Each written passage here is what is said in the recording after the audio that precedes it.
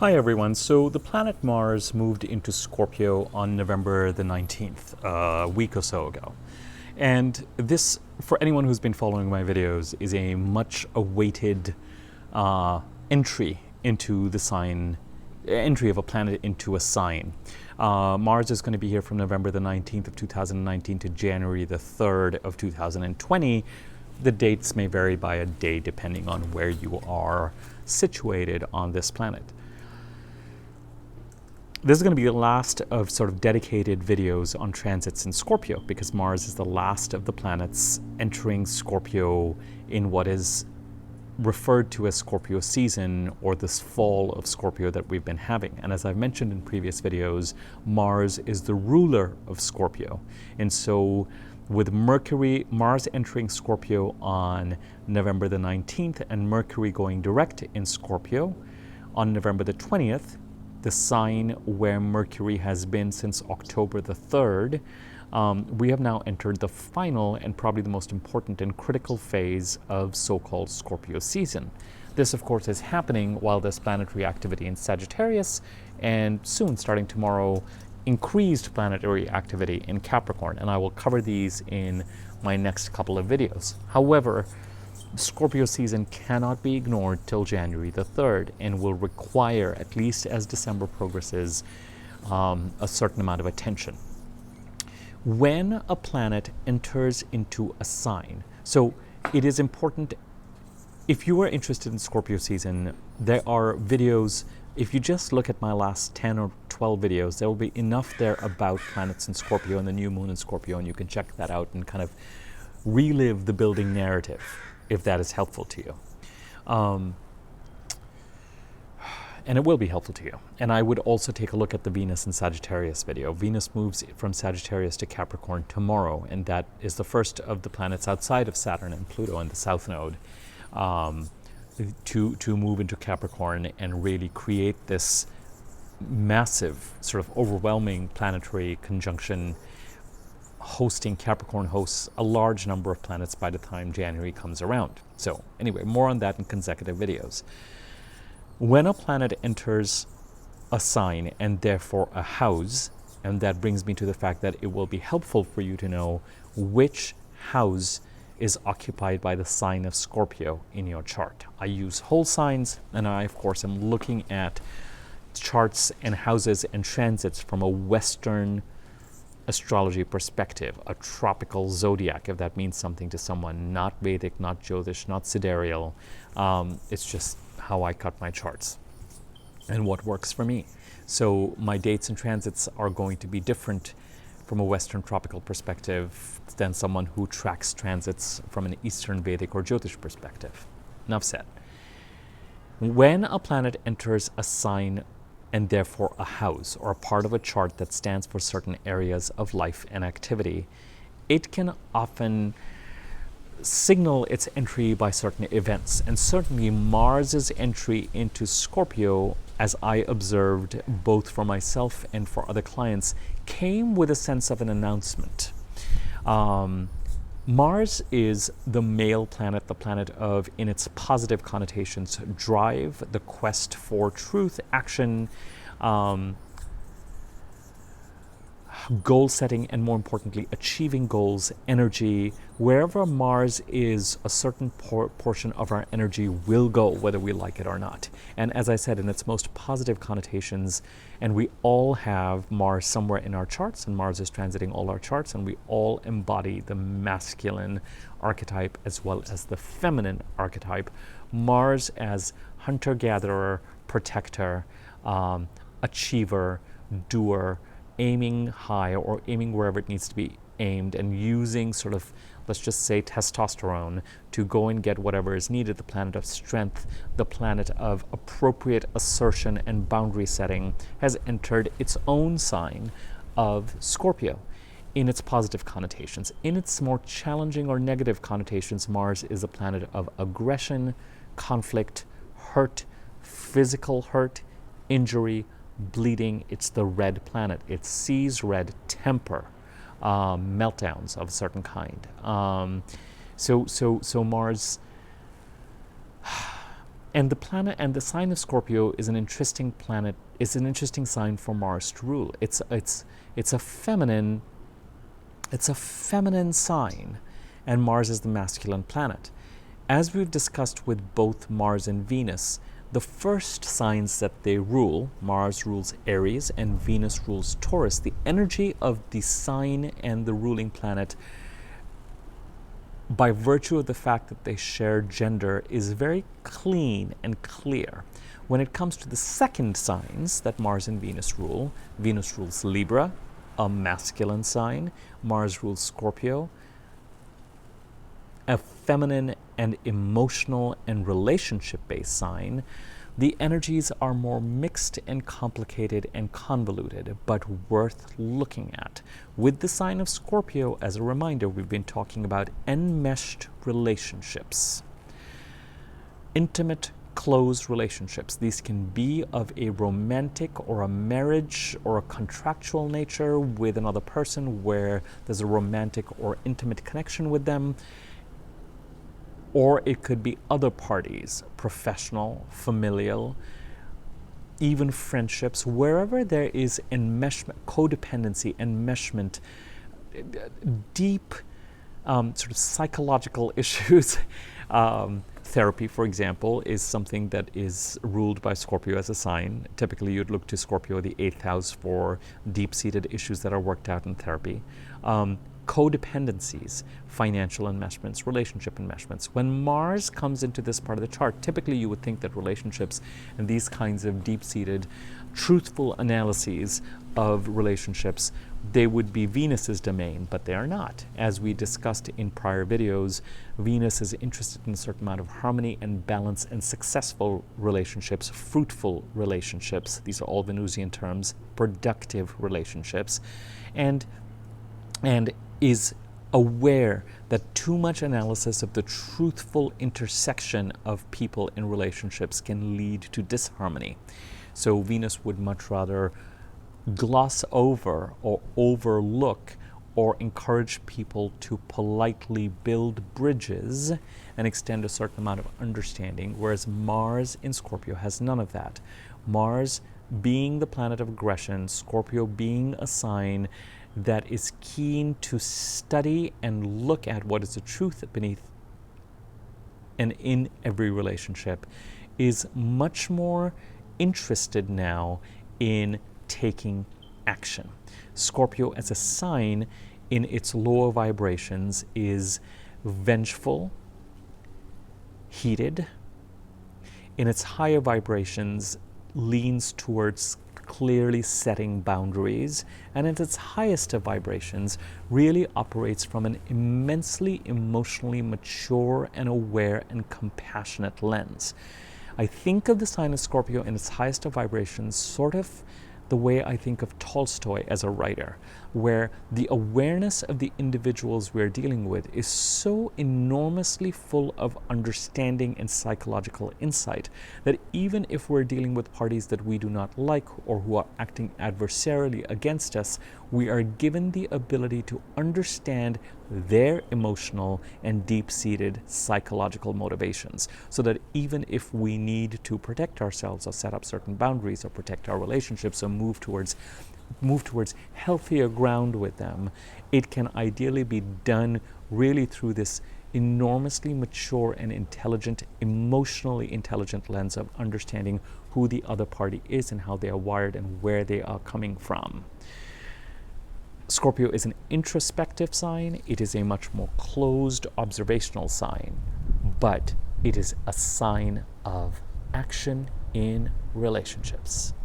And Mars is now here. Since October the 3rd, the first phase of Scorpio season had Mercury entering, and with Venus's presence in Scorpio from October the 8th to about November the 1st, the first phase was pretty passive. It was like the pot slowly starting to simmer. The second phase involved Mercury being retrograde from October the 31st to November the 20th, and there was a sense of investigation and really looking at what was going on in certain close, enmeshed, financially enmeshed enmeshed relationships.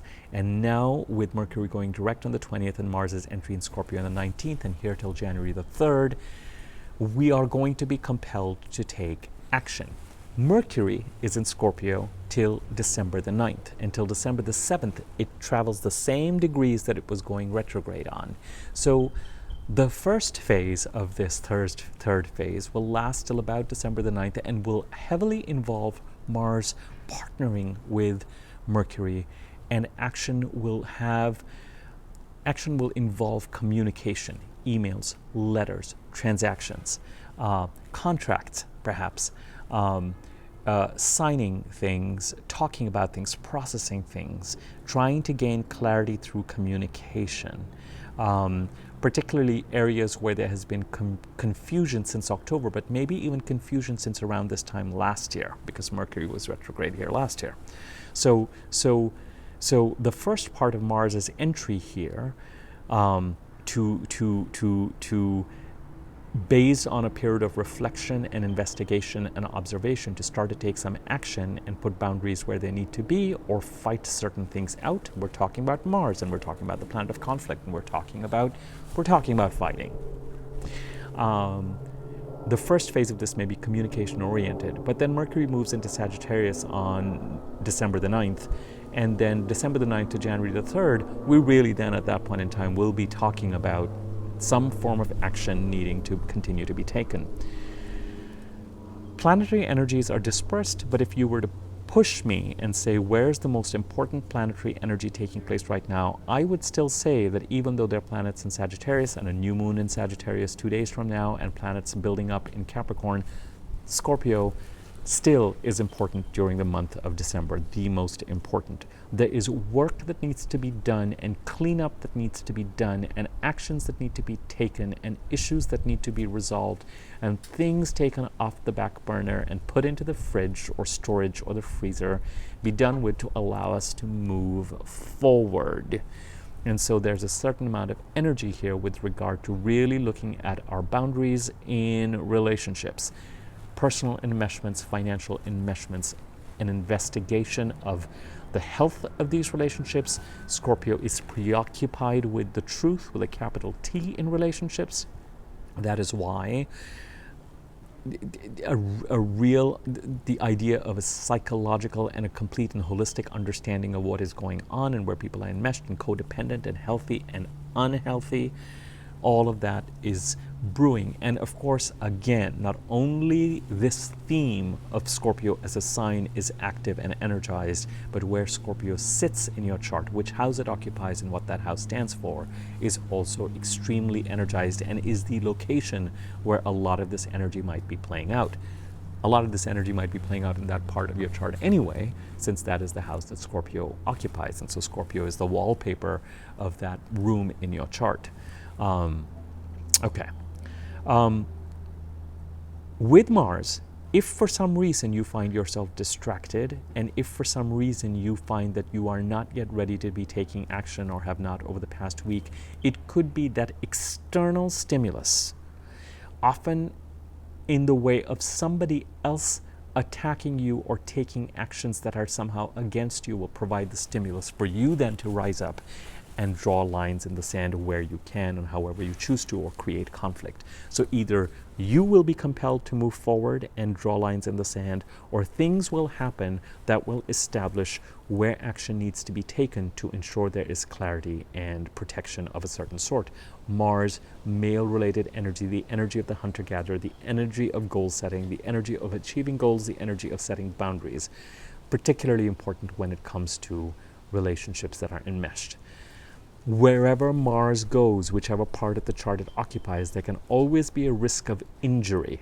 So if Mars is transiting your third house, because Scorpio occupies your third house, because you would have to have a Virgo ascendant for that, or Virgo rising for that, then there is a risk of vehicle accidents, for example, or accidents around the neighborhood. If Scorpio is in your fourth house and you have a Leo ascendant, then it could be that there are accidents around the home. You stub your toe, you cut yourself while you're cooking the kitchen. Very Mars, knife wounds, blood, bleeding, so Be careful, because Mars is strong, of rushing about full of Mars-like energy, because that kind of energy, that kind of bull in a china shop energy, can mean that you hit your head against something, very Mars, or just find measured care so that the Mars energy can be contained. The more I read charts, the more I realize that strong planets, and Mars is now strong because it is in the sign that it rules, can be a problem.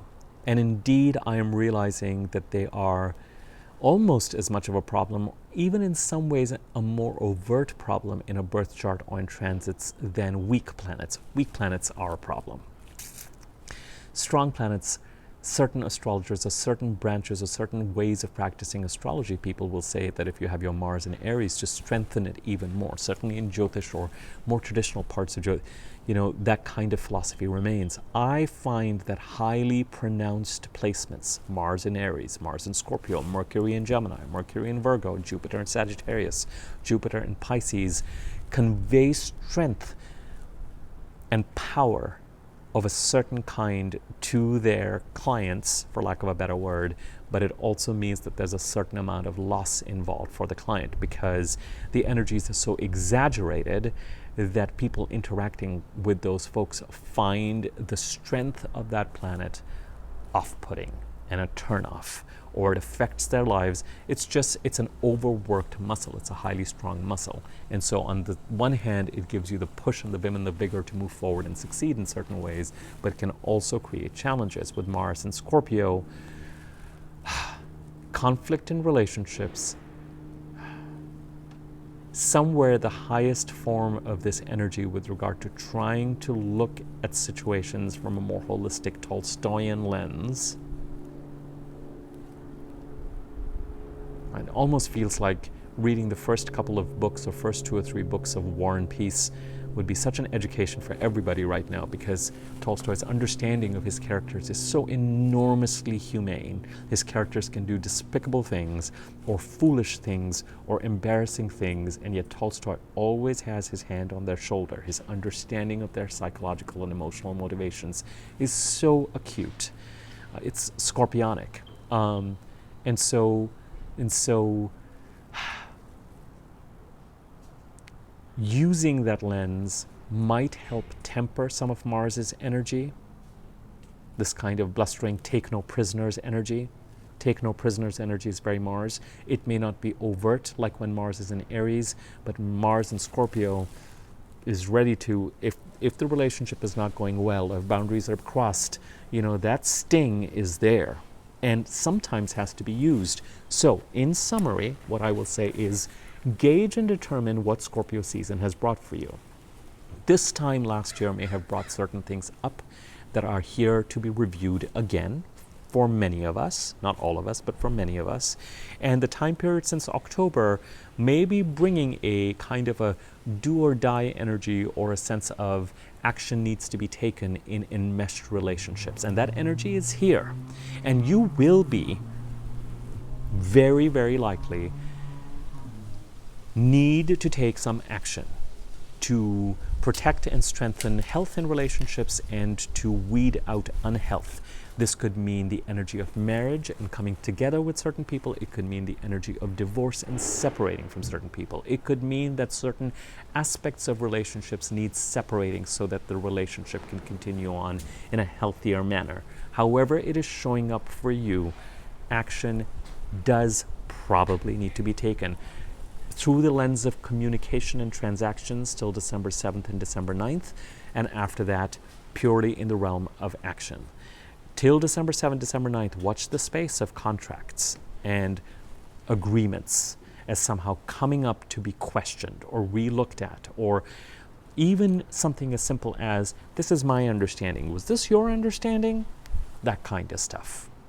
And a need to kind of take action to make sure that things are clear, clean, boundaries are set. And by all means, if you're feeling like I need to do this, please do it. That's the first priority.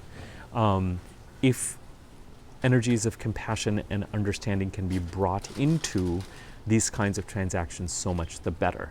If you do not take this action, it is likely and possible that external events will force you to jump in and take action. And those external effects may have Mars-like energy to it, something that requires action, or some other person's conflict or action against you that requires you to engage in battle or simply self-protection. Okay. If you found this video useful, feel free to share it however you'd like to share your videos. Bring people's attention to it. I would appreciate that. Subscribe to my YouTube channel if you are interested. Click on the bell icon next to the subscribe button so that you can be notified when I do new videos. I certainly am planning to do a couple in the next couple of days. There'll be a new moon in Sagittarius video and a Venus in Capricorn video coming up. Feel free to leave a comment or like the video if you feel so inclined, and my email address is in the description area. So if you're interested in getting an easy to read version of your chart, which will show you which signs occupy which houses, or you are interested in readings and want to inquire about rates, you can use that email address to get in touch with me. All right, over and out till our next video.